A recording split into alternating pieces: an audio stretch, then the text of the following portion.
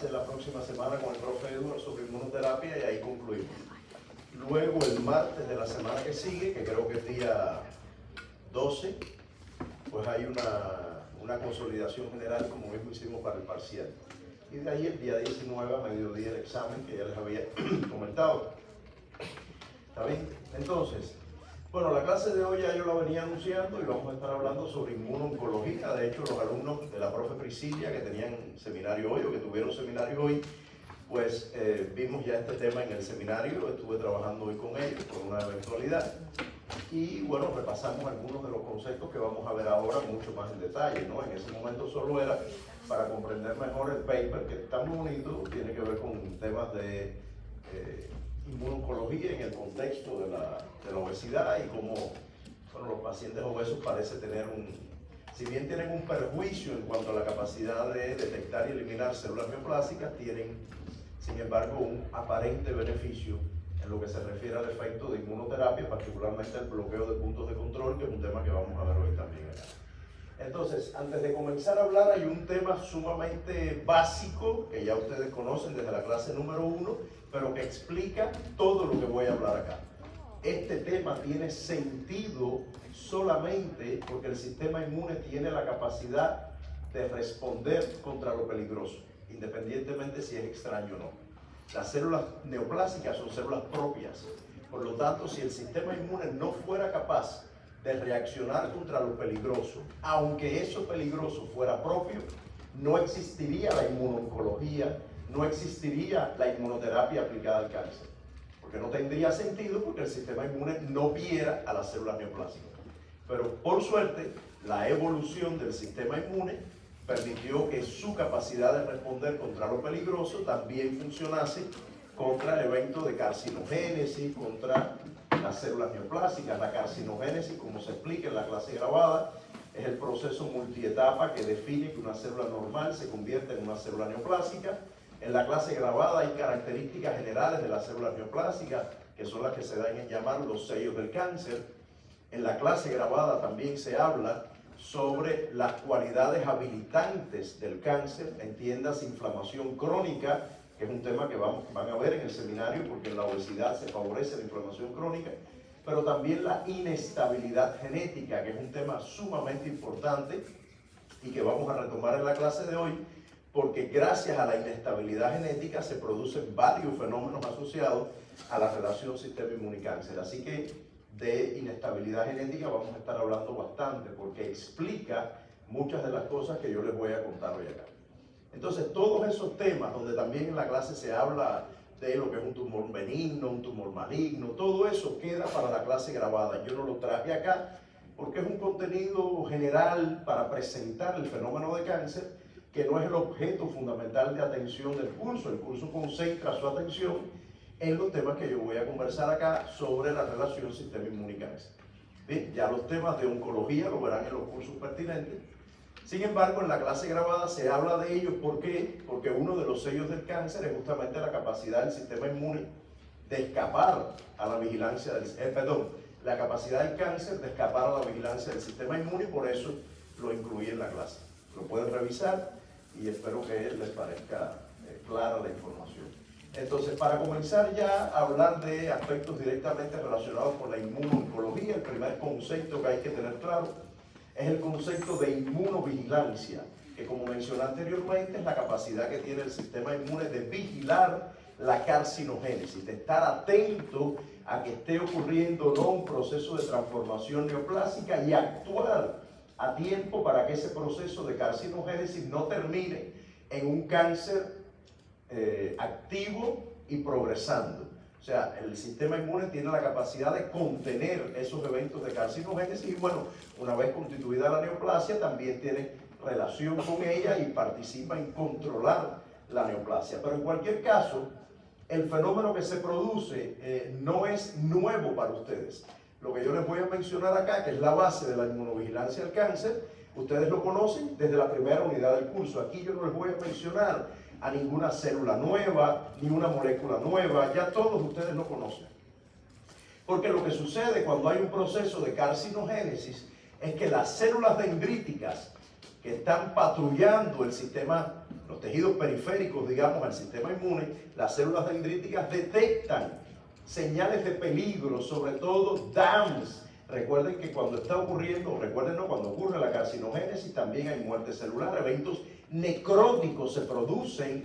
¿Por qué? Porque las células en carcinogénesis requieren un suministro de oxígeno y alimentos peculiar, diferente, por lo tanto, si no llega a ellos, se muere por necrosis, se liberan señales de peligro, que son DAMS, podrían haber PAMS, porque por ahí hay algunos cánceres cuya génesis tiene que ver con microorganismos, como el caso del HPV. Pero en general hablaríamos de DAMS, señales de peligro, que tienen que ver con eventos de estrés, de muerte necrótica que se dan en el sitio donde está ocurriendo la carcinogénesis y que son detectadas por los receptores de patrones moleculares, los PRR, que ustedes conocen también desde la segunda o tercera clase.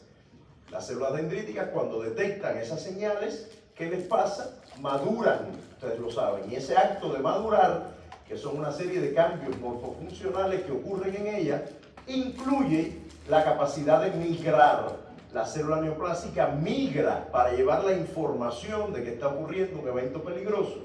¿Y a dónde migra? Al órgano linfoide secundario más cercano. Recuerden que la respuesta inmune es local. Fíjense que todo esto que les estoy diciendo, si en vez de haber un cáncer aquí, hubieran células infectadas con un virus, sería idéntico. Aquí no hay nada diferente de lo que ustedes conocen.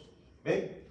Entonces, llega al ganglio linfático y ya saben, señal 1, señal 2 y señal 3. Se activan los linfocitos T y esa activación hace que las células T, después veremos cuáles, pero bueno, igual les adelanto, los TH1 sobre todo, secretores de interferón gamma, y los TCD8 citotóxicos, van a viajar al sitio donde está el tumor y van a ejecutar su acción efectora y van a controlar la carcinogénesis. ¿Cuál es la condición ideal que ocurre casi siempre?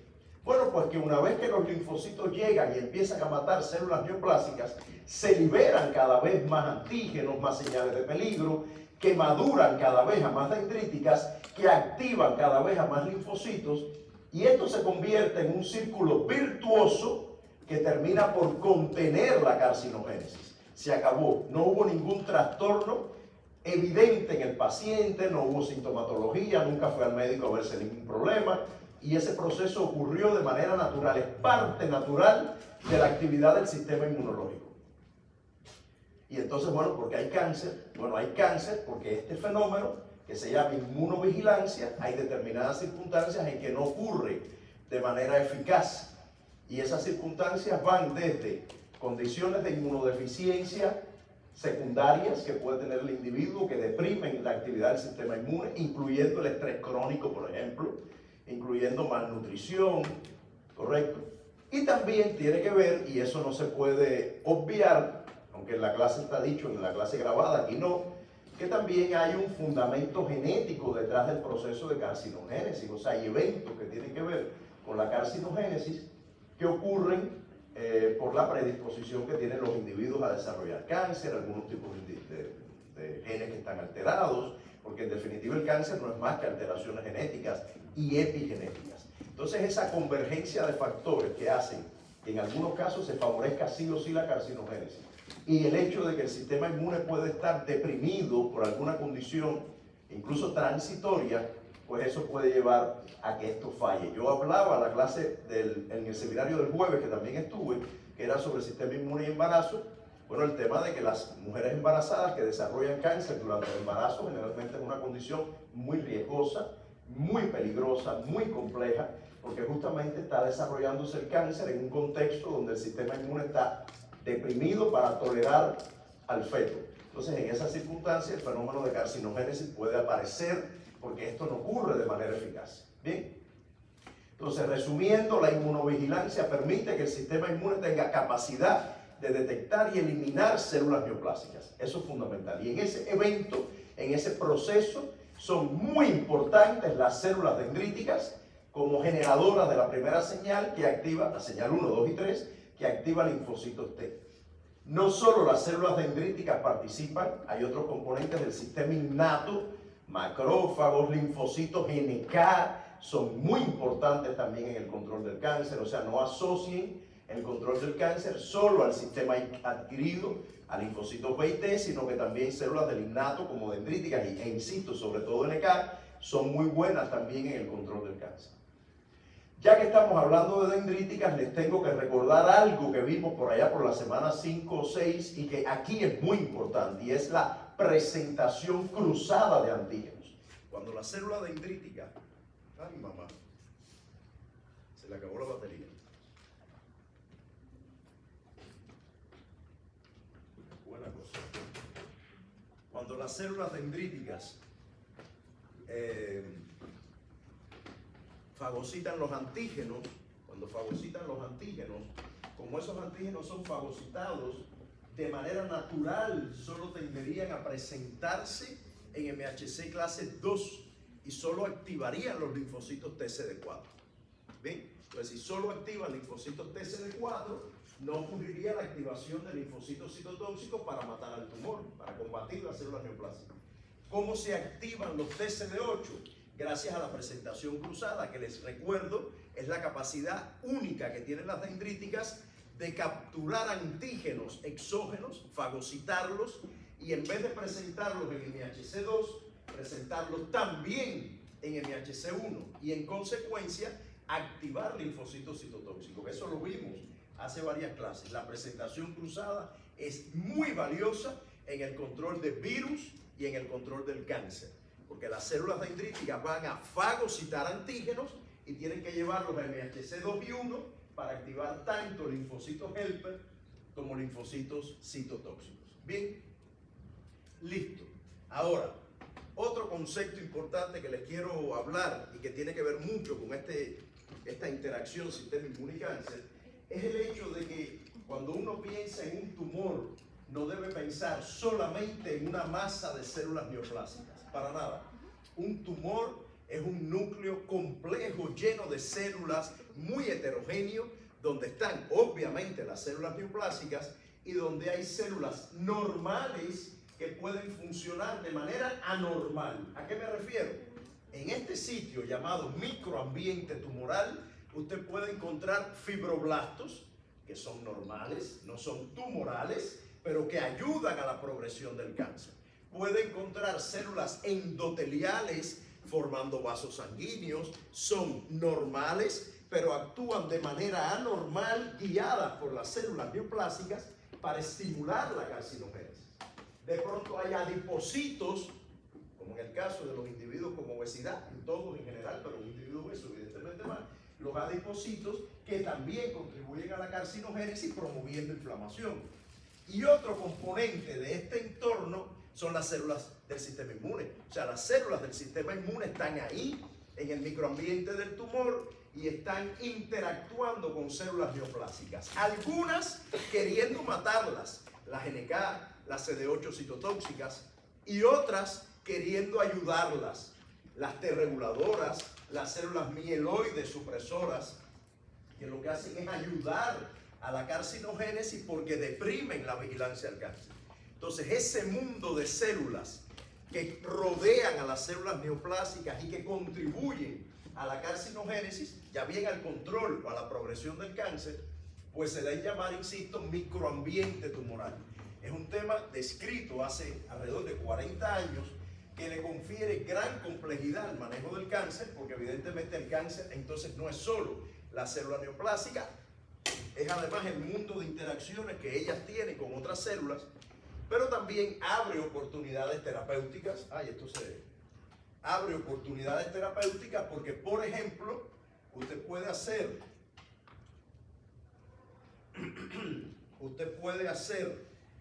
o diseñar, se me cayó una cosita aquí usted puede diseñar estrategias de terapia contra el cáncer que lo que ataquen o que lo que detecten o contra lo que interactúe sea, no sé, contra las células del endotelio vascular. Hay un anticuerpo monoclonal llamado bevacizumab, que es un anticuerpo contra el VEGF, que lo que hace es, teóricamente, al final resultó menos útil de lo que parecía, interrumpir la formación de vasos sanguíneos. Y si no se arman vasos sanguíneos, las células neoplásicas no tienen comida, ni tienen cómo metastizar Y por lo tanto, como idea es genial. De hecho, la propia inmunoterapia, la que vimos hoy, el bloqueo de puntos de control, que lo vamos a ver después, también busca tarjetear, reconocer las células del sistema inmune, no las del cáncer. Entonces, el hecho de reconocer que existe un microambiente tumoral que contribuye a la carcinogénesis, pues da la oportunidad de diseñar terapias que vayan más allá de combatir directamente la célula neoplásica. ¿Está bien? Y de hecho el microambiente tumoral se convierte en un factor pronóstico y predictivo. O sea, usted puede, entendiendo el microambiente tumoral, saber si el pronóstico del paciente es mejor o peor. Eso va al examen, como que me llamo 2 y 2, como que 2 y 2 son 4, ya verán, como que me llamo Joel. El pronóstico lo pueden evaluar y también tiene valor predictivo. O sea, ustedes pueden predecir el éxito de alguna terapia a partir de entender el microambiente del tumor. Yo estoy buscando la cosita de aquí. Espero encontrarla antes de ir. Entonces, bueno, esto que aparece acá,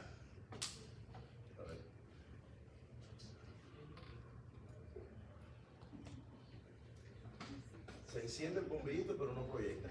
Esto que aparece acá es un poco lo que les he contado del microambiente del tumor. Ese microambiente tumoral, dentro de los componentes que tiene, están las células del sistema inmune. Y esas células del sistema inmune crean un entorno que se llama inmunocontexto. No solo células del sistema inmune, también moléculas del sistema inmune relevantes, citocinas, la expresión de MHC en las células neoplásicas. Todo eso crea un inmunocontexto. Y viendo al inmunocontexto, usted puede evaluar el pronóstico del paciente. Por ejemplo, si un tumor tiene alta presencia de linfocitos CD8 citotóxicos, lo más probable es que el paciente tenga buen pronóstico, porque los linfocitos TCD8 van a combatir el cáncer. Si en un microambiente del tumor hay mucho TH1, lo más probable es que el paciente tenga muy buen pronóstico. ¿Por qué? Porque los TH1 secretan interferón gamma. Y el interferón gamma hace 2 cosas. Primero, estimula al linfocito CD8 para que sea un buen efector.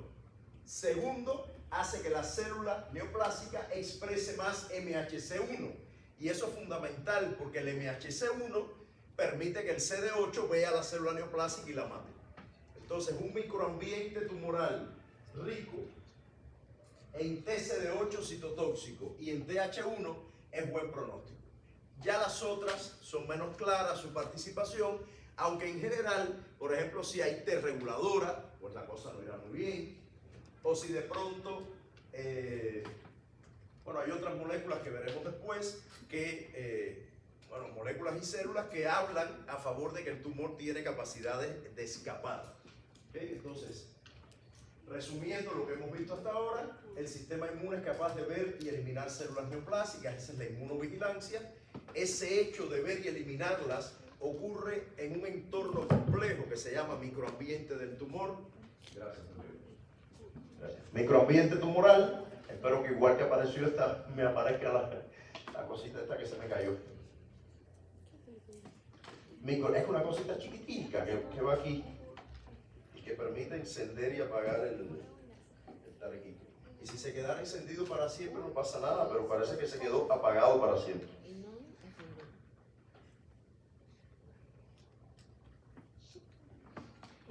Ya, entonces, en fin.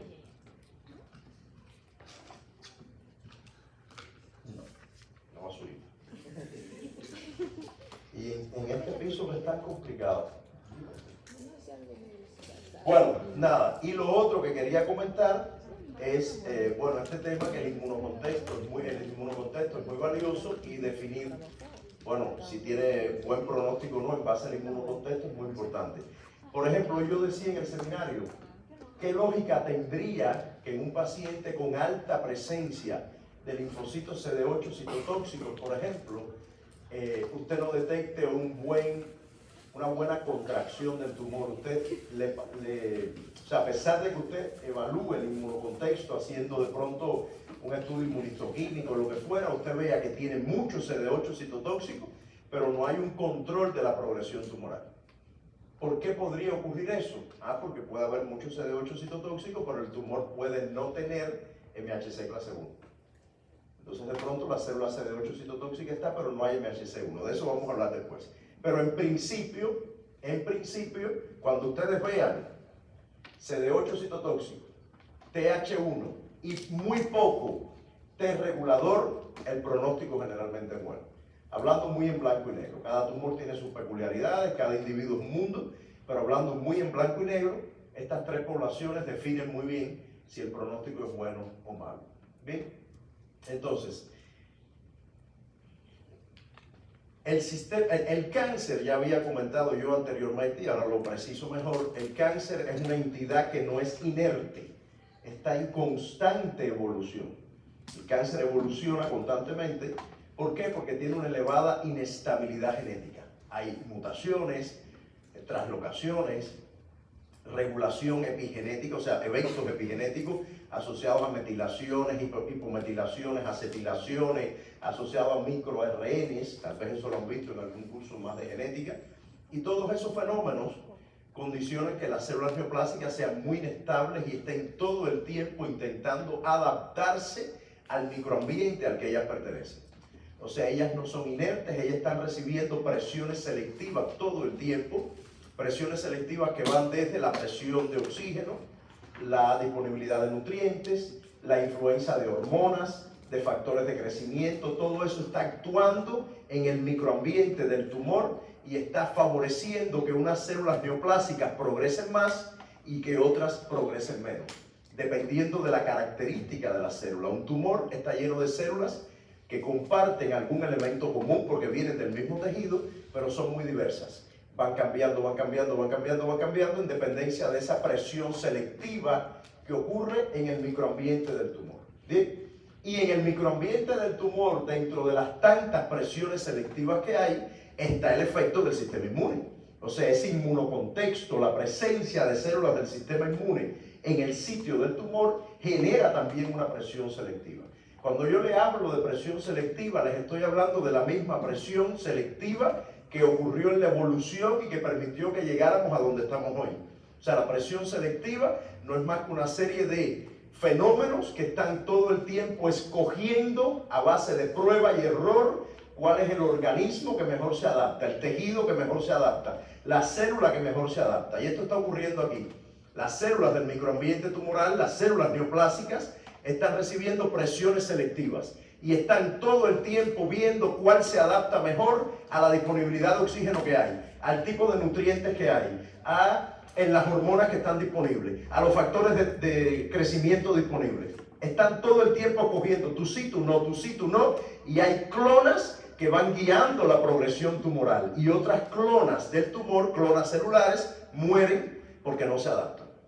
Entonces el tumor es un ente en constante evolución en base a esas presiones selectivas. Es un proceso evolutivo darwiniano donde las células se pelean por recursos, por espacio y gana la que mejor se adapta. Así funciona la carcinogénesis, ¿ya? Y en medio de todas esas presiones selectivas, repito, también está la presión selectiva del sistema inmune. El sistema inmune está actuando sobre las células neoplásicas, escogiendo aquellas que son resistentes. Aunque parezca loco, el sistema inmune en su actuar sobre la célula neoplásica la elimina, correcto, pero a la misma vez selecciona aquellas que él no puede matar y esas quedan vivas y progresan. Hay un proceso evolutivo, eso se llama evolución somática, que ocurre durante la carcinogénesis, donde van quedando vivas las células neoplásicas que mejor se adaptan a las presiones selectivas, incluyendo la presión del sistema inmune. Esa presión que ejerce el sistema inmune, que permite que el cáncer evolucione o que contribuye a que el cáncer evolucione, se llama inmunoedición. El sistema inmune evita al tumor. Es como si el tumor fuera una piedra y el sistema inmune tuviera cincel y martillo y empieza a esculpir al tumor. Va matando todo lo que puede matar y se quedan vivas células neoplásicas que resisten la acción del sistema inmune. ¿Correcto? Por lo tanto, cuando se habla de inmunoedición, se habla de un proceso evolutivo que ocurre en las células tumorales, un proceso evolutivo cuya presión selectiva es la acción del sistema inmune, es la vigilancia inmunológica al cáncer y que tiene como sustento la inestabilidad genética. Si no hubiera inestabilidad genética en el cáncer, no habría evolución, no ocurriría este fenómeno. ¿Bien? Pero las células neoplásicas son tan inestables que favorecen la adaptación a esas presiones selectivas. Esa inestabilidad tiene que ver, por ejemplo, con la inflamación crónica. La inflamación crónica genera especies reactivas de oxígeno, de nitrógeno, eso genera mutaciones y las células están todo el tiempo cargadas de mutaciones, más mutaciones, más mutaciones, que llegue el momento que les permite ir adaptándose por prueba y error a las presiones selectivas del microambiente tumoral. Eso es muy importante.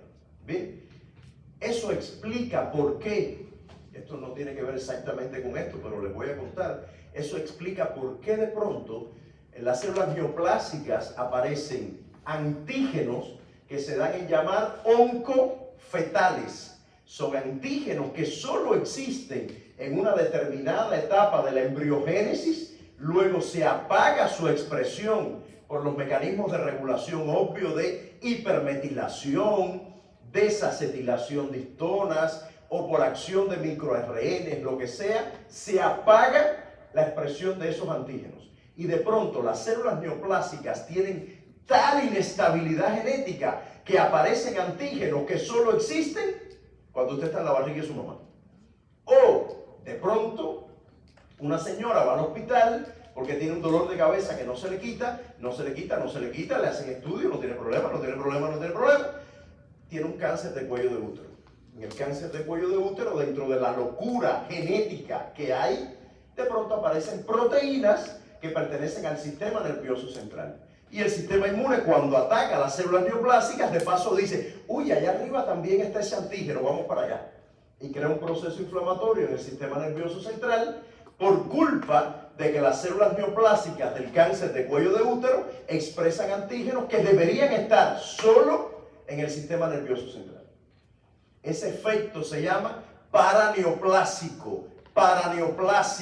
Ay, chico, tú sabes que tengo un dolor en el tobillo que no se me quita. ¿Qué dolor? ¿Qué dolor? Cáncer de hígado. Eso lo acabo de inventar. No es así. Pero para que tengan una idea, eso se llama paraneoplásico. Son eventos que parecen no estar relacionados con el cáncer y son consecuencia de esa locura genética que se vive en las células neoplásicas. ¿Está bien? Eso es interesante. Y en ese sentido el sistema inmune es muy importante. Correcto. Entonces, ¿de qué va la inmunoedición? ¿De qué va ese proceso evolutivo somático que viven las células neoplásicas por presión selectiva del sistema inmune? Bueno, va con tres etapas: eliminación, equilibrio y escape. ¿Qué cosa es la eliminación? La eliminación no es más que la inmunovigilancia. Es el sistema inmune ganando la pelea. Ataca, mata células neoplásicas. Eso es eliminación. El sistema inmune elimina las células neoplásicas por mecanismos que tienen que ver con el sistema innato y el sistema adquirido. Si ustedes ven ahí, dice CD8 citotóxico, pero también dice NK, NKT, todo eso es del sistema innato. Hay innato y adquirido. Bien, esa es la eliminación. Pero en esa pelea por características del sistema inmune o por características del tumor, puede haber una evolución de la célula neoplásica, puede que no se logre controlar totalmente y se llega a una segunda etapa que se llama equilibrio. En la fase de equilibrio, lo que sucede, yo he pensado que a lo mejor la cosita se fue para adentro y está tapando la luz.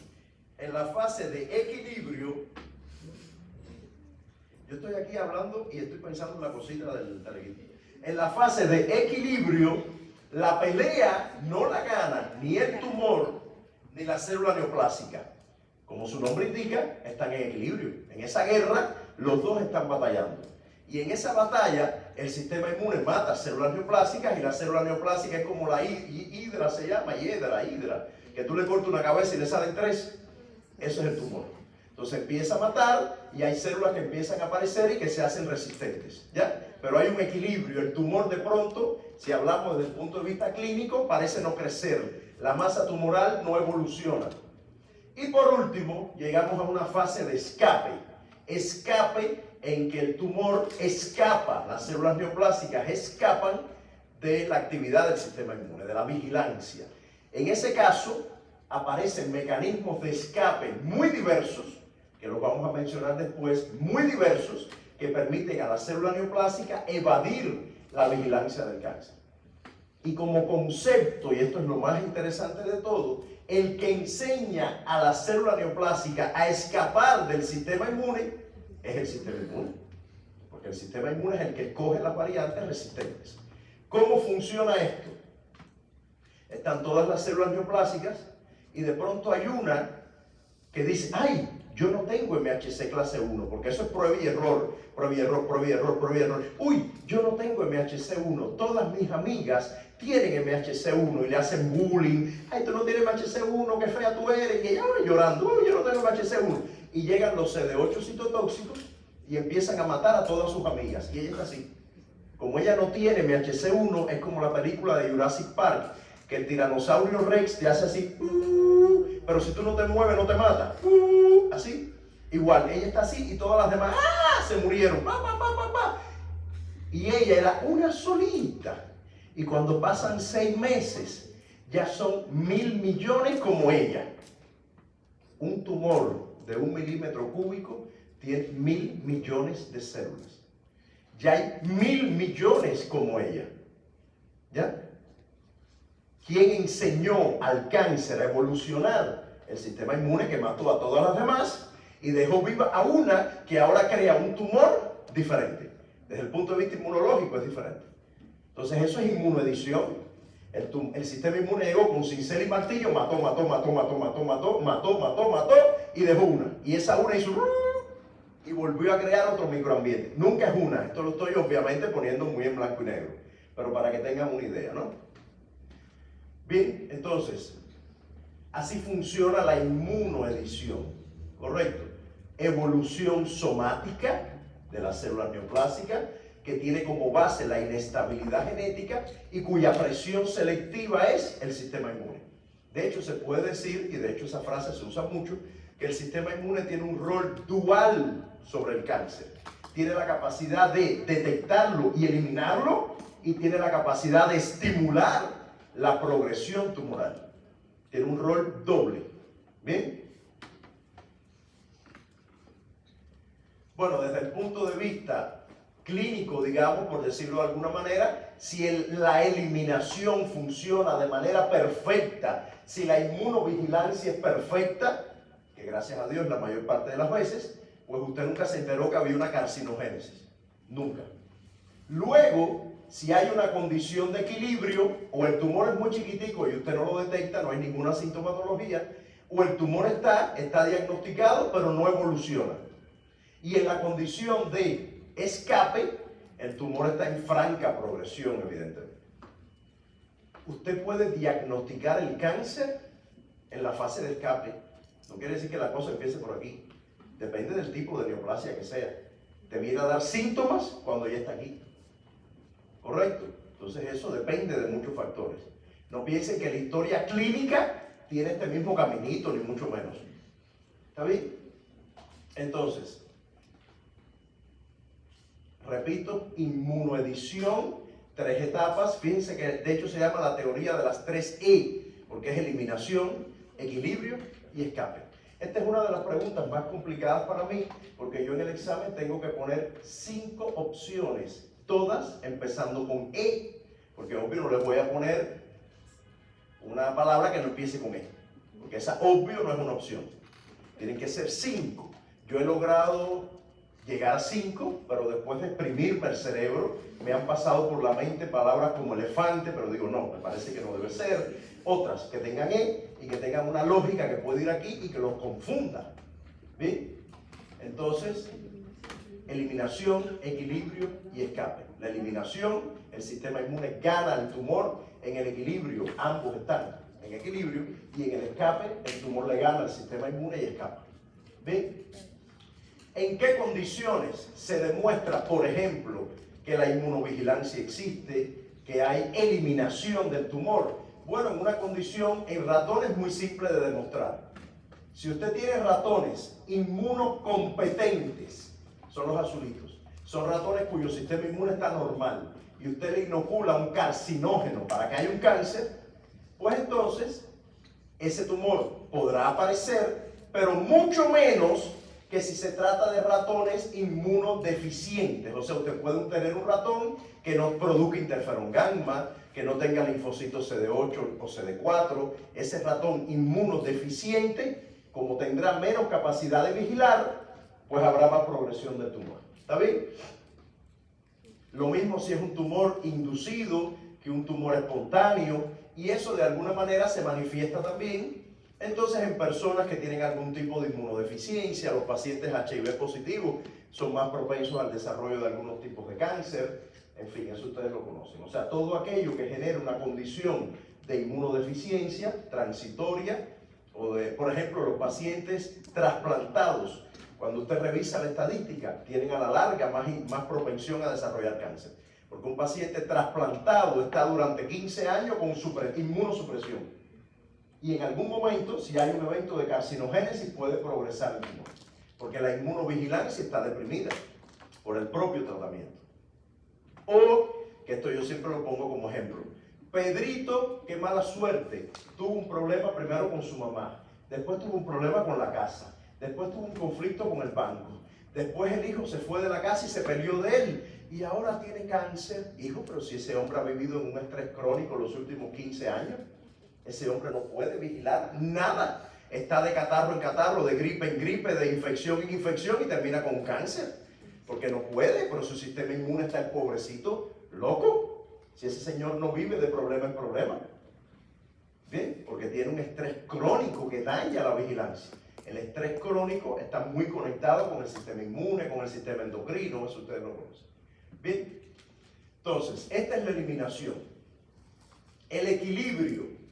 Hay un experimento muy bonito, que es este que aparece acá, que lamento mucho, pero yo digo, por ejemplo, una cosa es que se haya perdido esta cosita, y otra cosa es que no, esto enciende, pero como que no proyecta la luz.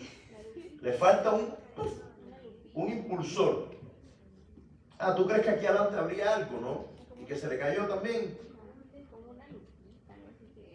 Yo no sé por qué me veo gastando 80 soles más en un aparato de esto.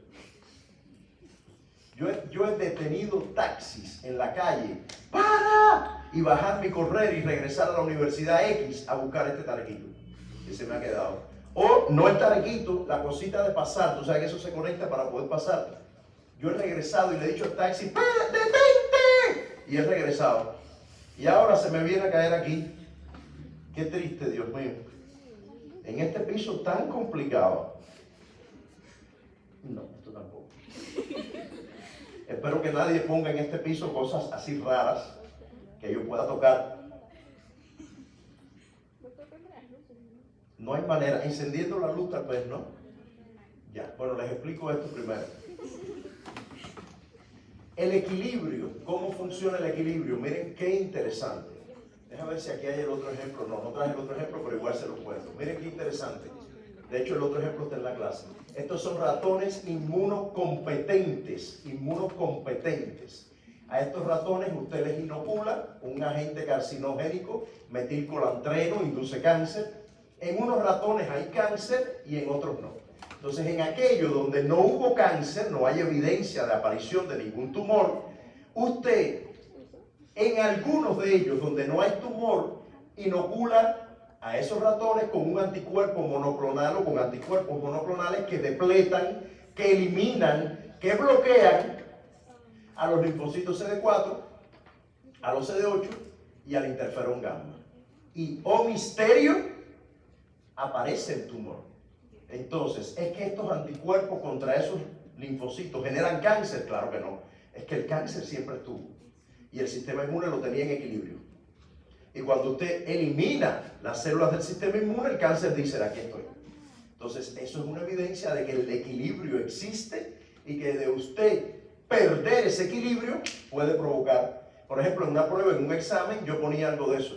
Un paciente con un estrés crónico, una depresión, no sé, alguien que tenía una depresión, no sé qué diablo, ¿verdad? Y aparece un cáncer. ¿Cuál era la explicación? La depresión da cáncer, el no sé qué era cáncer, y la respuesta correcta era, tenía un proceso de carcinogénesis en equilibrio que se perdió cuando la persona se deprimió. Y apareció el tumor. El cáncer estaba ahí, pero ni ella lo sabía, ni el médico, digo ella porque era una señora, ni ella lo sabía, ni el médico, y el cáncer aparece. Hay un ejemplo que creo que está en la clase, que usualmente yo lo pongo aquí, por eso pensé que estaba acá, que ese ejemplo lo cuenta, de hecho lo publica esta persona, no pongo el nombre acá, bueno, la persona que ideó, que postuló la inmunoedición, Bob Schreiber se llama. Este hombre, que yo lo vi en un congreso, por cierto, una vez, lo conocí, ese hombre tiene un paper en New England Journal of Medicine, que es una revista de investigación clínica de las que tiene mayor impacto a nivel mundial. En New England Journal of Medicine, la historia de un señor que tenía melanoma. Teóricamente se curó de melanoma y 13 años después, el tipo feliz de la vida, lo mató un camión, se murió. Y él donaba órganos y donó los riñones.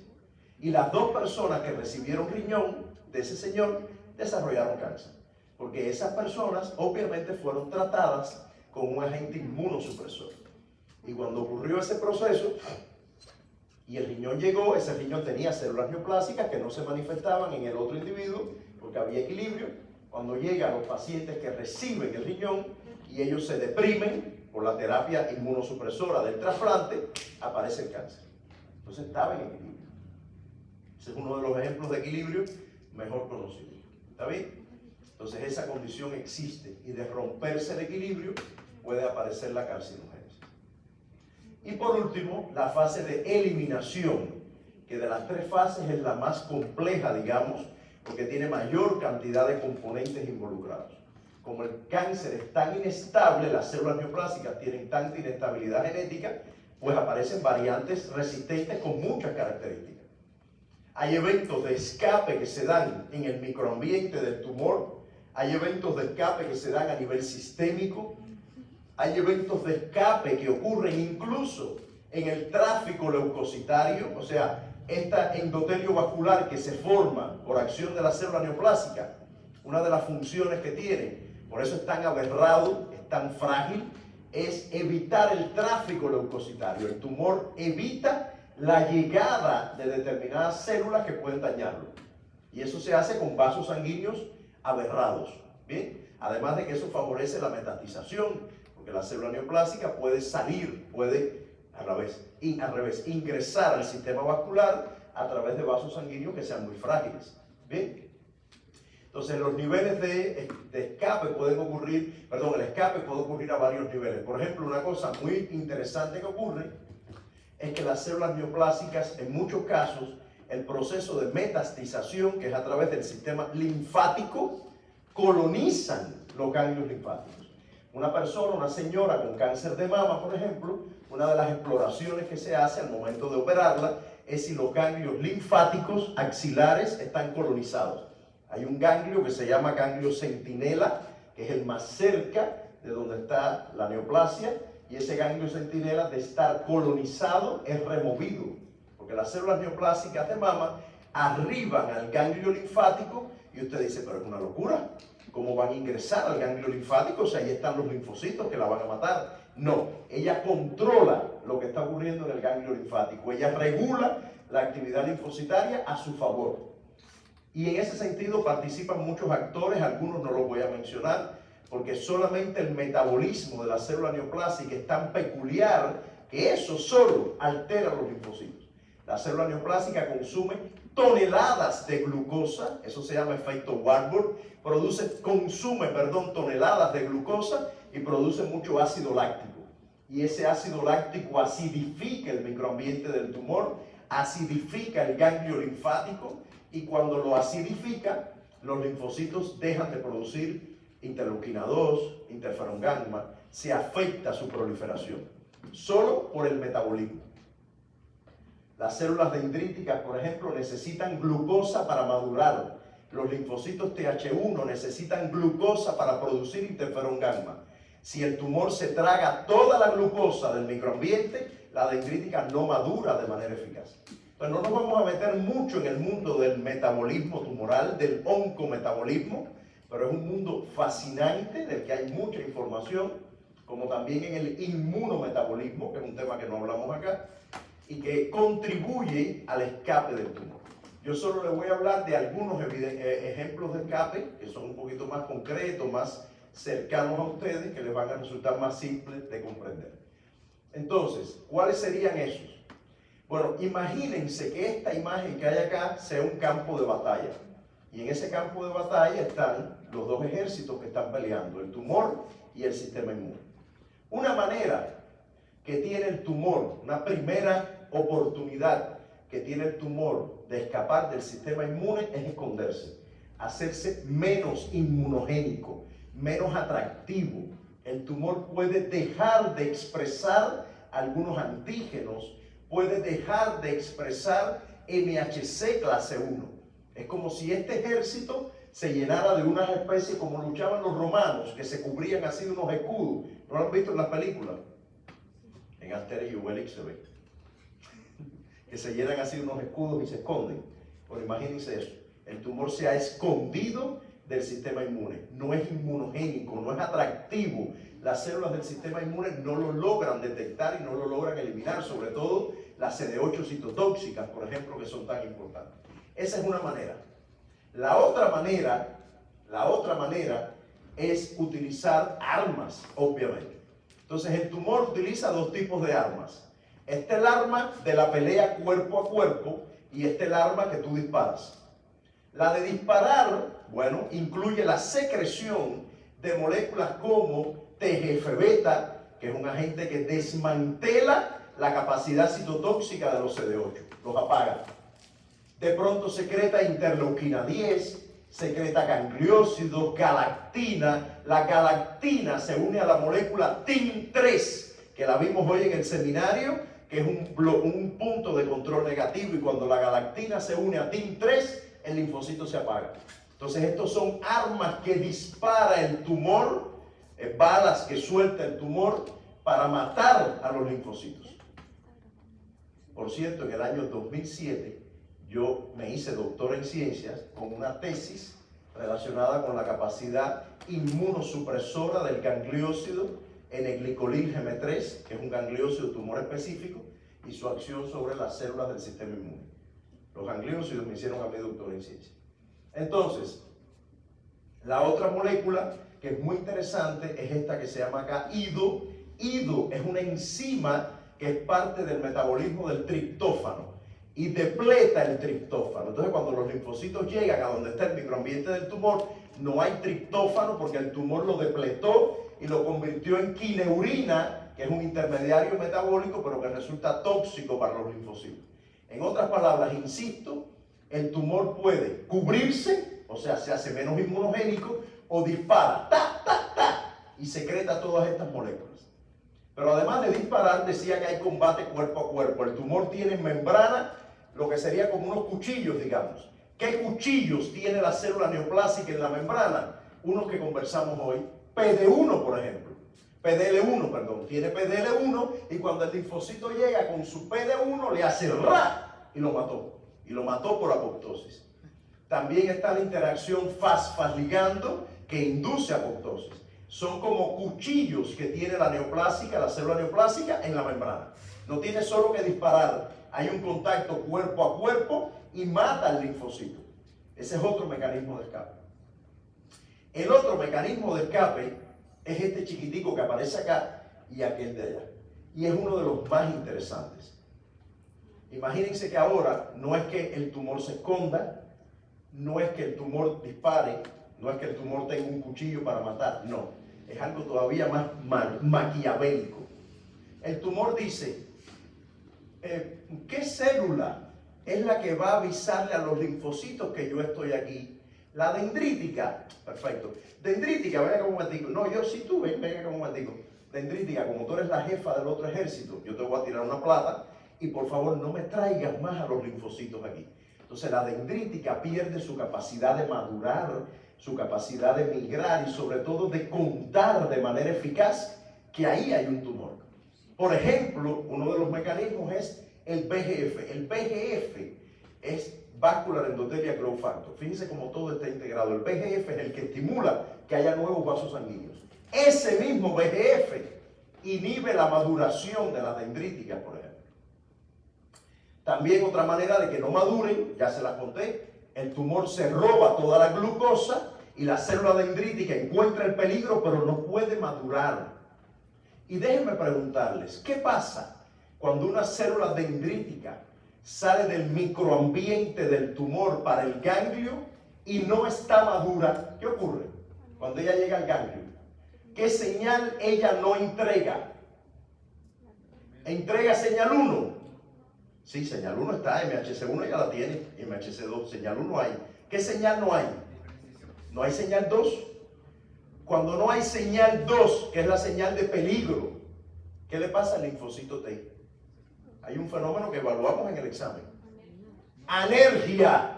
El linfocito es como que le dieran un piñazo por la nariz, se queda atontado, él ve que hay un antígeno que él reconoce, pero la dendrítica se lo enseña en un contexto que no es peligroso y el linfocito te dice, ay, mejor no reacciona. Es más, el linfocito T en ese contexto, además de anérgico, se puede convertir incluso en T regulador y va para donde está el tumor a ayudarlo a crecer. ¿Ya? Entonces, por eso el mecanismo sobre la dendrítica es tan maquiavélico, porque cambia completamente el perfil de respuesta linfocitaria, crea alergia clonal y desata la producción de linfocitos T reguladores que van al microambiente del tumor y que apagan al sistema inmune, obvio, porque para eso están, para eso son reguladores. ¿Y saben qué? Este dato es fabuloso. Ya yo les acabo de decir que el tumor se roba toda la glucosa, ¿verdad?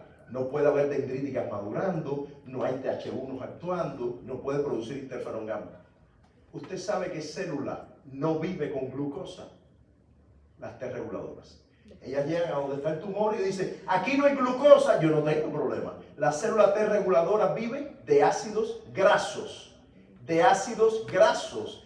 Hace beta oxidación de ácidos grasos y mete la acetil-CoA en el ciclo de Krebs y lo que ustedes saben, ella no necesita glucosa. Por lo tanto, un microambiente tumoral pobre de glucosa daña a la dendrítica, daña al linfocito TH1 y no le hace nada a la T reguladora. Eso es una estrategia de escape maravillosa, porque deprimes lo que tiene que ver con la activación de linfocitos T que atacan al cáncer, pero mantienes a las T reguladoras. Y bueno, de hecho, no solo hay T reguladoras, no solo hay T reguladoras involucradas en el escape, no solo hay T reguladoras que son, donde está aquí, involucradas en el escape, sino que también hay unas células que se llaman mieloides supresoras. En vez de linfoides, que son las células T reguladoras, son mieloides. ¿Qué son las mieloides supresoras? Imagínense, un monocito, yo voy a ser monocito y en la mitad del camino no lo logra. Un neutrófilo, yo seré neutrófilo y en la mitad del camino no lo logra. Una dendrítica, yo seré dendrítica y en la mitad del camino no lo logra.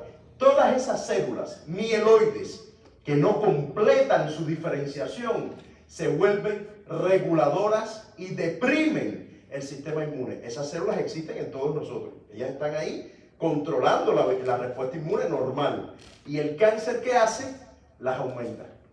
Y las llama a su microambiente. Para que junto con las T reguladoras, ella y las T reguladoras, o sea, las mieloides supresoras y las T reguladoras, depriman la vigilancia al cáncer. Y el tumor progresa. ¿Bien? Y ya por último, como si no fuera suficiente, lo otro que hace es lo que está allá arriba, que ya les conté, que como la vasculatura es anormal, es angiogénesis, crea vasos sanguíneos anormales, pues las células, los leucocitos no migran adecuadamente. El proceso de tráfico leucocitario está aberrado, no migran adecuadamente y no logran contener la progresión del cáncer. ¿Está bien? Entonces esas son las estrategias a grandes rasgos que pueden usar las células neoplásicas para escapar del tumor. Y ocurren cosas, y no me voy a adentrar mucho en esto, pero esto es un ejemplo muy interesante que demuestra el rol dual del sistema inmune en cáncer. Ya yo les he dicho que los linfocitos TH1 son buenísimos para controlar el cáncer, ¿verdad? Estimulan CD8, inducen más MHC1, es maravilloso. El interferón gamma es el principal estimulador de la enzima IDO. Cuando usted trata una célula neoplásica, incluso en cultivo, en un plástico, con interferón gamma, hay una sobreexpresión de IDO. ¿Y qué hace el IDO? Mata al linfocito. Entonces el linfocito llega con interferón gamma. ¡Tumor, te voy a matar! ¡Interferón gamma! ¡Contra él! El interferón gamma actúa, expresa MHC clase 1 y además se expresa IDO, se acaba el triptófano, se produce quineurina y el linfocito hace ¡ah! Y se murió. Eso me recuerda a algo que vi el otro día, seguramente lo han visto. Señora, ¿pero de qué murió su marido? Murió envenenado. Ay, pero si estaba lleno de golpes, es que no se lo quería tragar. Aquí pasa igual. El tumor le dice al linfocito, aquí te mando quineurina, no me la tomaré, que te la tomes. Y entonces se la toma y se muere.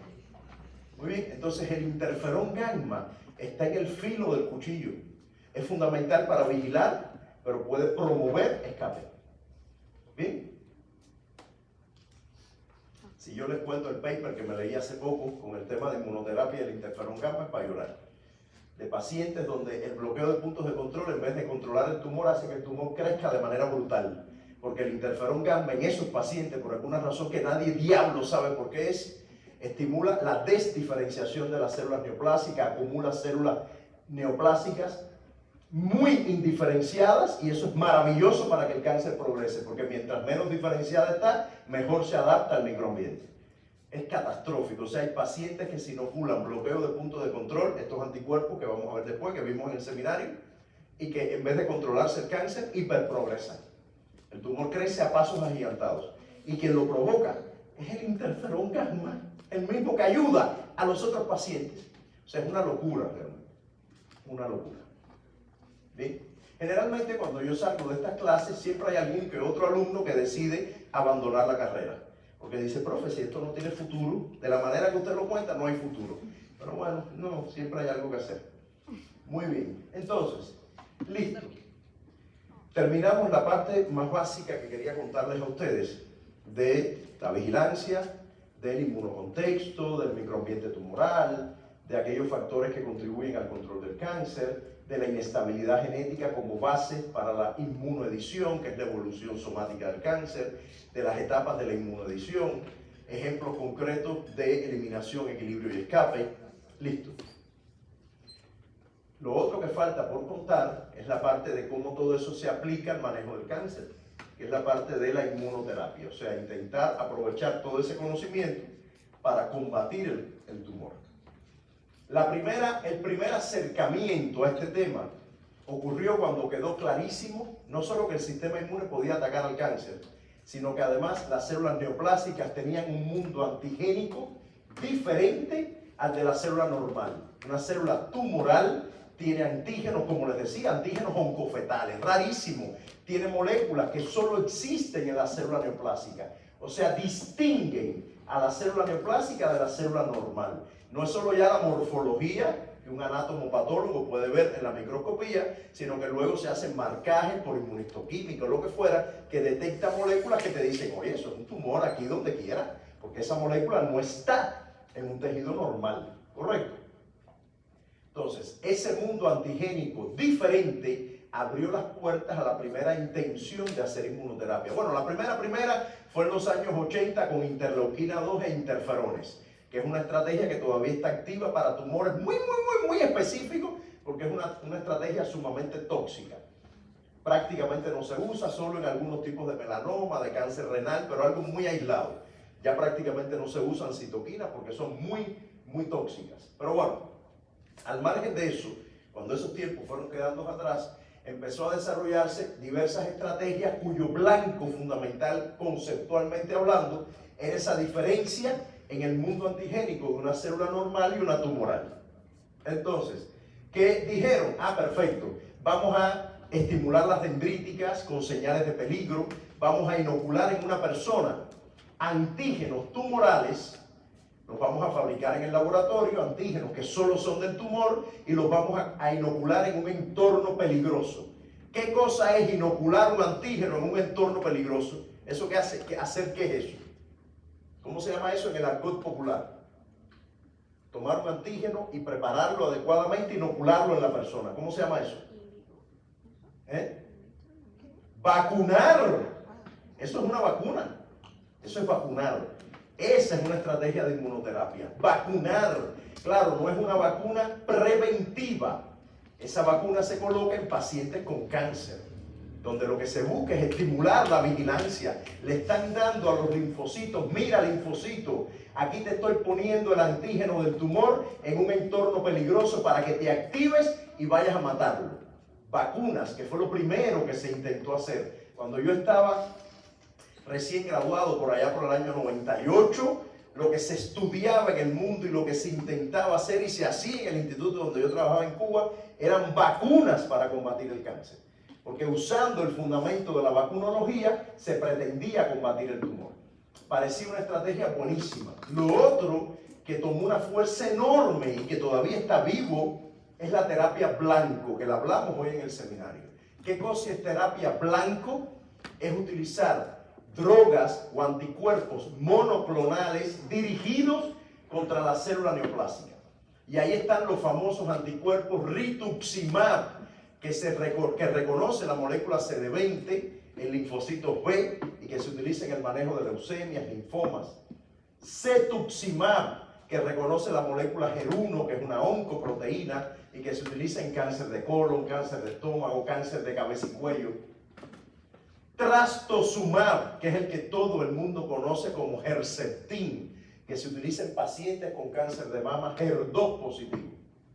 ¿Ven? Eso es terapia blanco. Son anticuerpos dirigidos para ir a donde está el tumor y que con su región FC van a activar al complemento, van a activar a la GNK. Eso es lo que se busca, matar al tumor, mata, e incluso unirse a algunos receptores, como el caso de HER1, el anticuerpo contra HER1, para que ese receptor no se una a su ligando. O sea, además de matar, antagoniza al receptor. Por ejemplo, ¿ven?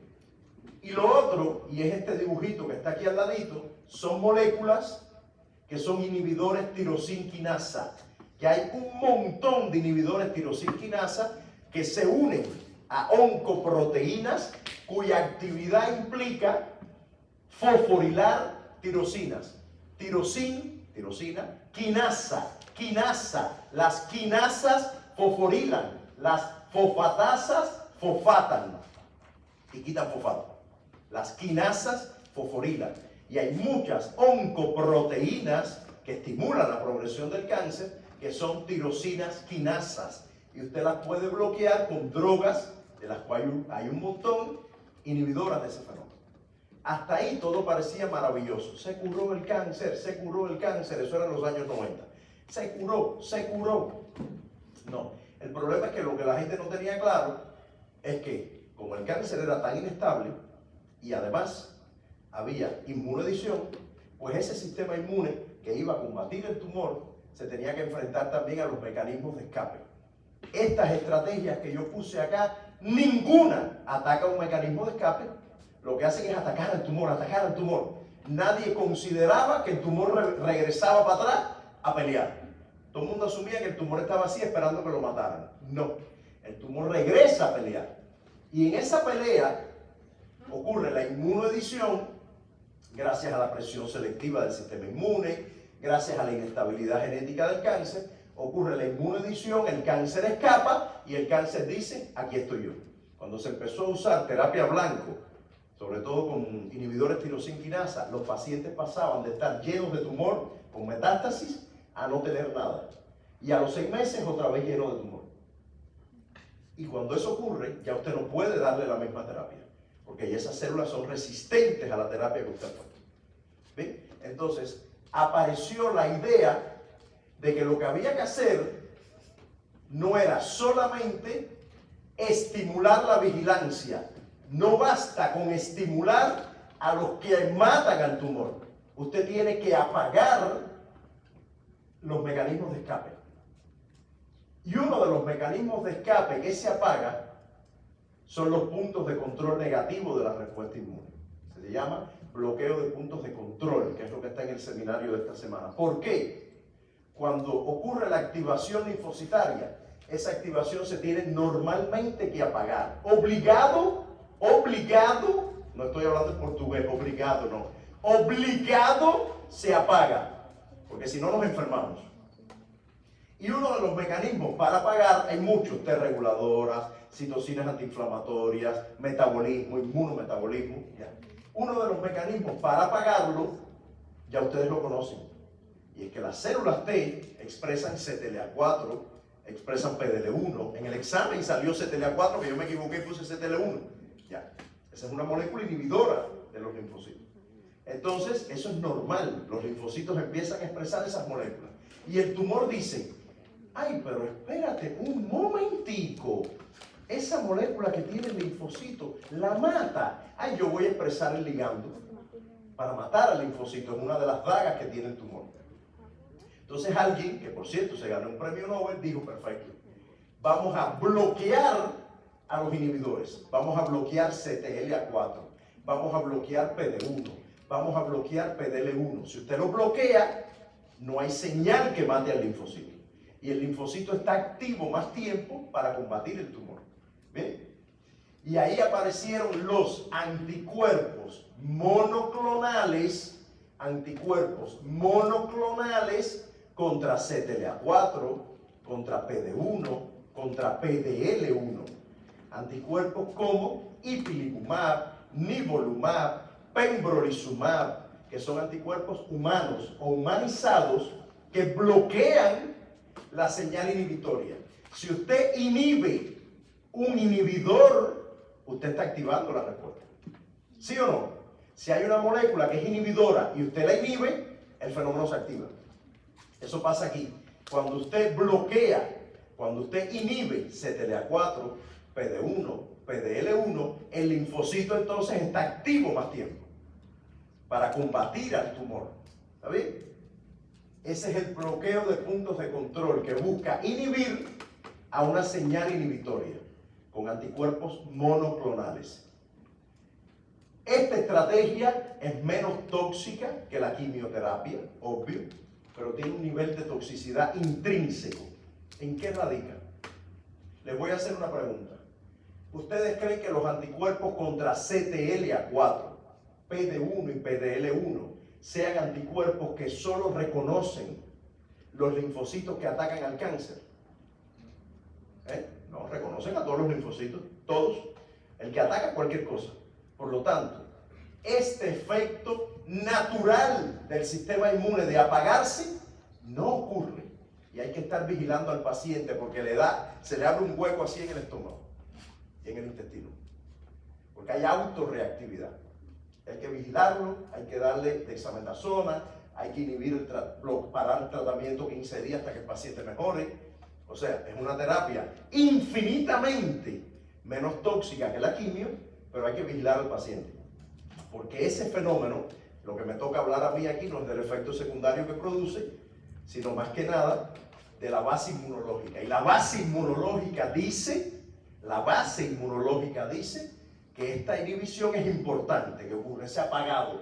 Si usted lo apaga, lo bloquea, usted logra combatir el cáncer, maravilloso, pero destruye otros tejidos. Lo normal, porque los linfocitos no se apagaron contra otras cosas. ¿Bien? Eso es muy importante. ¿Y cuál de todos sería el más tóxico de estos que estamos poniendo acá?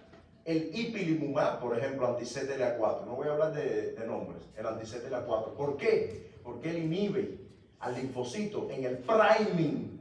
No es como estos que que activan los linfocitos en el priming, quiero decir, cuando interactúa con la dendrítica. Estos de acá activan el linfocito en el microambiente del tumor. Está un poco más localizado el efecto. Este es más global el efecto que tiene. ¿Está bien? Entonces, bueno, detrás de todo esto, insisto, estamos abordando la inmunoterapia desde una visión diferente. No solo activando, que era lo primero que se pensaba hacer, activar a los que matan el tumor, sino que ahora estamos además inhibiendo los mecanismos de escape que tiene el tumor. utilizando el bloqueo de puntos de control. Bien. Aquí hay un tema muy interesante que lo vimos hoy en el seminario y lo comento acá.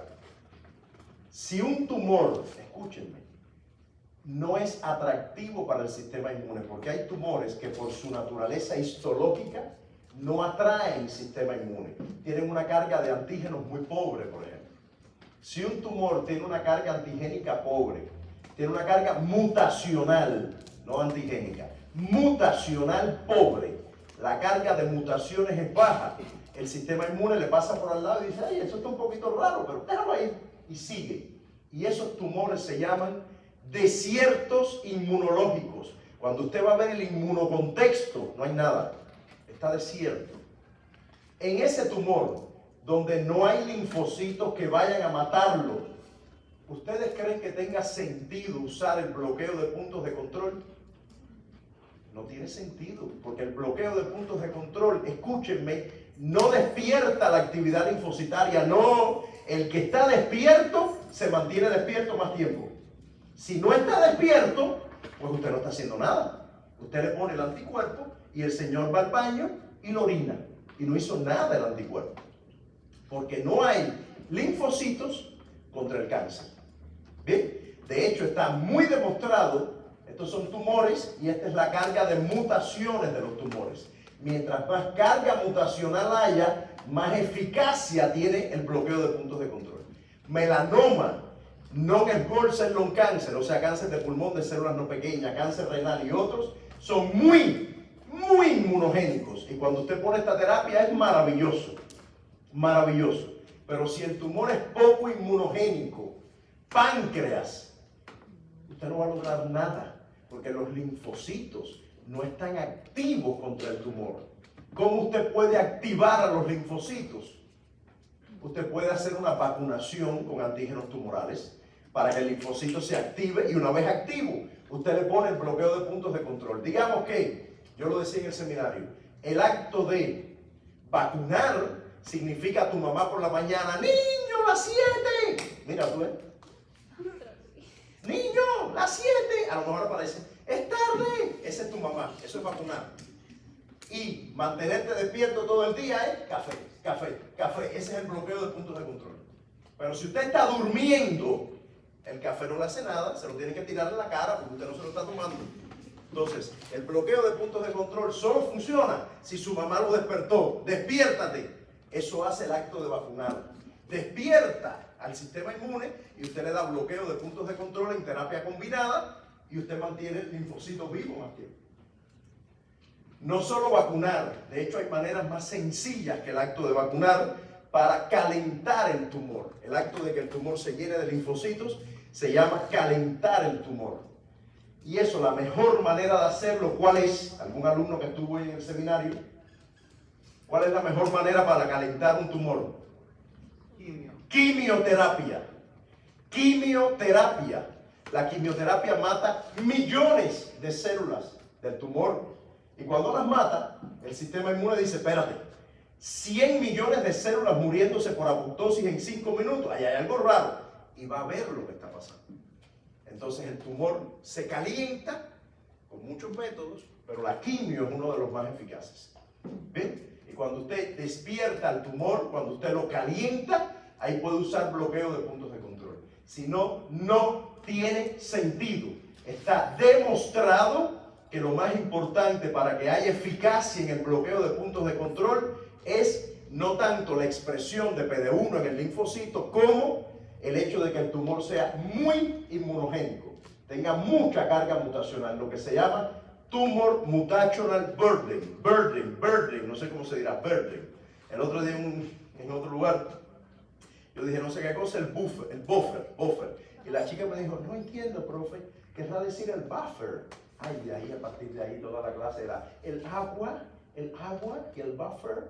Así la ella se reía. Y yo, no, porque como me quieres enseñar inglés, ahora vamos a hablar en inglés. Entonces, una buena alumna, por cierto, la estoy trayendo a colación porque me gusta la chica, muy buena alumna. Muy buena alumna, ¿qué he dicho? Ahora cortan el pedacito y lo publican. Ay, eso me recuerda a una señora española ya fallecida que ella hace un monólogo, ella es actriz, pero hace monólogos de humor, ya falleció, y ella dice que no le gustaba dar entrevistas. Una actriz española, no le gustaba dar entrevistas porque ella le empezaba, bueno, comenta algunas preguntas que le hacían y que a ella le parecían absurdas, qué sé yo. Pero la parte peor es que ella le preguntaban, ¿y usted le gusta pasear? Y ella decía, sí, y cuando paseo me gusta hacerlo con mi perro. Y dice que entonces eso lo cortaban y el titular era, no me acuerdo el nombre de ella, fulana de tal le gusta hacerlo con su perro. Y ella decía, le abrí mi casa, le brindé café, le enseñé mis fotos familiares y el titular es, le gusta hacerlo con su perro. Entonces ustedes igual. Aquí les mando un corto de la clase de inmuno-oncología. Me gusta esa alumna. ¿Dónde estará la cosita? Yo todavía la estoy buscando. Muy bien. La otra estrategia de inmunoterapia en tiempos modernos es muy valiosa, es esta de acá. Miren qué cosa tan bonita, ya estamos terminando. Y hoy no traje Kahoot, por cierto. Miren qué cosa tan bonita. Se me olvidó. Es que hoy tuve que ir a Santa Anita a hacer un trámite, estuve enredado. Miren qué cosa, y bueno, por la mañana, hasta las 12 del día, no lo tenía en planes, la verdad. Miren esto. Cuando un linfocito T reconoce un antígeno tumoral en la célula dendrítica, necesita que ella tenga MHC1 para la señal 1, para que el T citotóxico se active, ¿verdad? Y luego el T citotóxico va al tumor y el tumor tiene que tener en MHC1 el mismo antígeno para que él lo vea y lo mate. Pero ya dijimos que muchos tumores dejan de expresar MHC1. Entonces el T, decía, es como el tiranosaurio rex que no ve nada. Y alguien dijo, ay, espérate un momentico, a ver, la célula B tiene un receptor de célula B, BCR, que no necesita MHC. Ella reconoce los antígenos directos. Vamos a construir una quimera. Por eso se llama CAR, Chimeric Antigen Receptor. CAR, T-cells. ¿Qué son? Construyen una molécula, por técnicas de ingeniería genética, una molécula que la parte de afuera es el receptor de célula B y la parte de adentro es el receptor de célula T. Por lo tanto, es un linfocito T que reconoce antígenos como una célula B, pero mata como haría una célula T. Es un linfocito quimera. No existe en la naturaleza. Se arma en el laboratorio. ¿Y cómo se hace? Pues le extraen al paciente sus células T, las manipulan genéticamente para que exprese un receptor que reconoce a un determinado antígeno tumoral y las vuelven a inocular en el paciente. Eso se llama terapia basada en transferencia adoptiva de linfocitos T, que inicialmente se hacía con linfocitos T que se sacaban del tumor, se expandían y se volvían a inocular. Ese es el principio de este fenómeno, pero en ese caso el linfocito T era natural, no se manipulaba.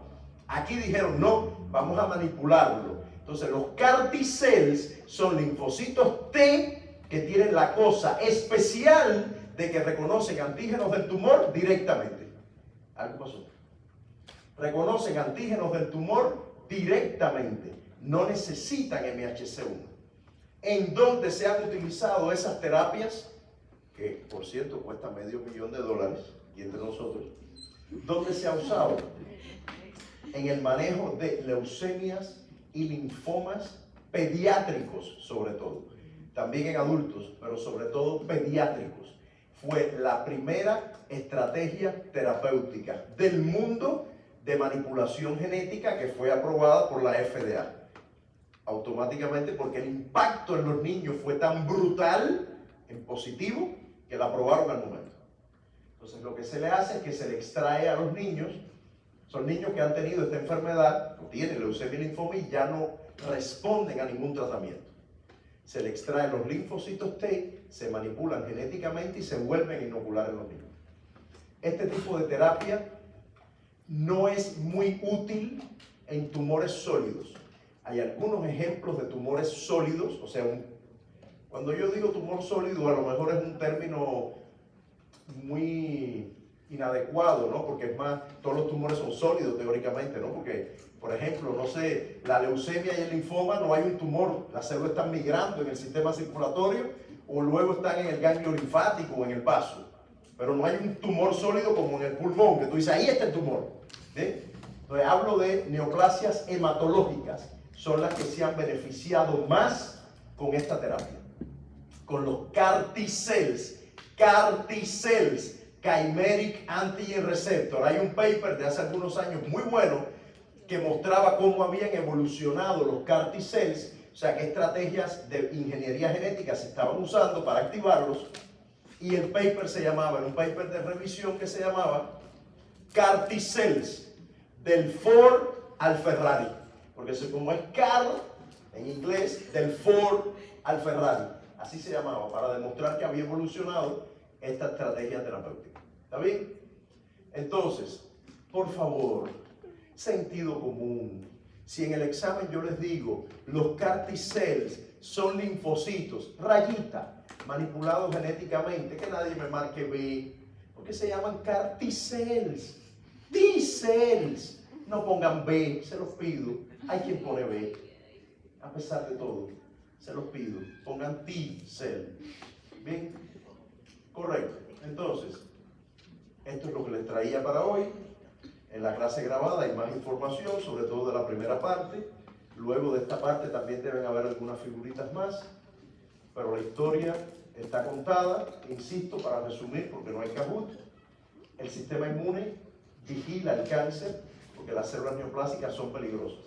Por lo tanto, el sistema inmune ha evolucionado para tener herramientas para combatir el cáncer. Como yo decía en el seminario, algunas de las células que yo les he mencionado, ustedes no las conocían. Algunas de estas células eran nuevas. Linfocitos Th1, CD8, ¿alguna era nueva? No, ¿verdad? Porque aquí no hay nada nuevo. No hay nada en la evolución que haya dicho, tú eres para atacar al cáncer. Eso no existe. Simplemente el sistema inmune usa las herramientas que tiene para matar células. Lo mismo si están infectadas que si son un cáncer. Da igual, mata células con NK, con CD8 citotóxicas, Th1 ayudando a la CD8, lo típico. Entonces, ¿existe la inmunovigilancia? Sí, porque las células neoplásicas son peligrosas y el sistema inmune las tiene que detectar y eliminar. Las detecta y las elimina. Maravilloso. Bien. En ese acto de inmunovigilancia significa, ese acto de inmunovigilancia, ¿dónde ocurre? En el microambiente del tumor, que es ese lugar lleno de células tumorales y no tumorales, pero esas no tumorales ayudan a la progresión tumoral. Ese microambiente tumoral también se llena o no, con mayor o menor cantidad de linfocitos, células del sistema inmune en general, y eso se llama inmunocontexto. El inmunocontexto es el componente inmunológico del microambiente tumoral. ¿Bien? En ese microambiente tumoral, en principio el sistema inmune podría tener un efecto activo matando células neoplásicas, matando. Pero la cosa no es tan así. Resulta que como el tumor o la neoplasia, las células neoplásicas tienen tanta inestabilidad genética, ellas tienden a evolucionar, a cambiar. Y en ese proceso evolutivo, ellas se aprovechan de la presión selectiva del sistema inmune. El sistema inmune escoge las mejores células neoplásicas para que progresen. Se aprovecha de eso. Entonces el sistema inmune tiene un rol dual. Vigila e induce inmunoedición, induce evolución somática. Bien, y en esa evolución hay tres etapas: eliminación, equilibrio y escape. Y en el escape, el tumor desarrolla muchos mecanismos para evadir al cáncer, para evadir a los linfocitos, a las células del sistema inmune. Entre los mecanismos de escape está, me hago menos inmunogénico, dejo de expresar MHC1, libero moléculas inmunosupresoras, mato a los linfocitos por apoptosis, inhibo la maduración de las células dendríticas, estimulo la aparición de células T reguladoras, de células mieloides supresoras, altero el tráfico leucocitario. Todo eso puede hacer el tumor. Y luego, con todo ese conocimiento, se ha evolucionado muchísimo en el manejo del cáncer, tanto en terapia blanco, en vacunas, que toda busca activar la vigilancia al cáncer, pero también en mecanismos que permitan inhibir el escape, como es el caso del bloqueo de puntos de control. El bloqueo de puntos de control es una estrategia para inhibir el escape. Utilizando anticuerpos monoclonales contra CTLA4, PD1, PDL1, ¿ya? Y el bloqueo de esos anticuerpos monoclonales, si bien tiene efectos secundarios, sin duda ha tenido un éxito enorme, enorme en el manejo. Solo piensen que el cáncer de pulmón de células no pequeñas tiene como primera línea de tratamiento el pembrolizumab, que es un anticuerpo anti-PD1. La primera línea de tratamiento, no te ponen quimio, nada, de frente pembrolizumab. No sé aquí en Perú, pero digo, en otros países la primera línea es pembrolizumab. Ahí está registrado este anticuerpo. O sea, es fabuloso.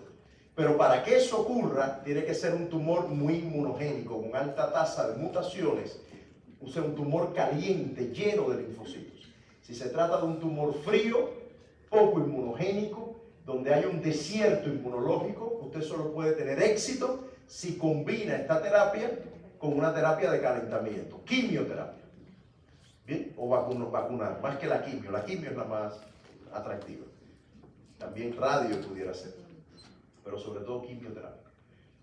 ¿Está bien? Y los CAR T-cells, que es una manipulación genética que se hace a los linfocitos T para que expresen un receptor peculiar, diferente, que no existe, que reconoce antígenos directamente como si fuera un VCR, pero cuya señal intracelular es típica de célula T, para que mate. Déjenme decirle, y con esto termino, que no solo hay CAR T-cells, ahora hay CAR DNK de T reguladoras.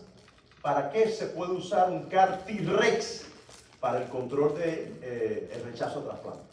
En vez de poner una droga inmunosupresora, usted pone CAR T-Rex que reconocen antígenos del tejido trasplantado, y cuando ese linfocito T regulador reconoce este antígeno, genera un entorno antiinflamatorio y deprime el rechazo. Entonces hay CAR T-Rex, CAR NK, CAR T-Cells, pero bueno, el foco de atención acá es las CAR T-Cells, que son las que más se han utilizado y las que están en el registrado para algunas terapias, sobre todo hematológicas.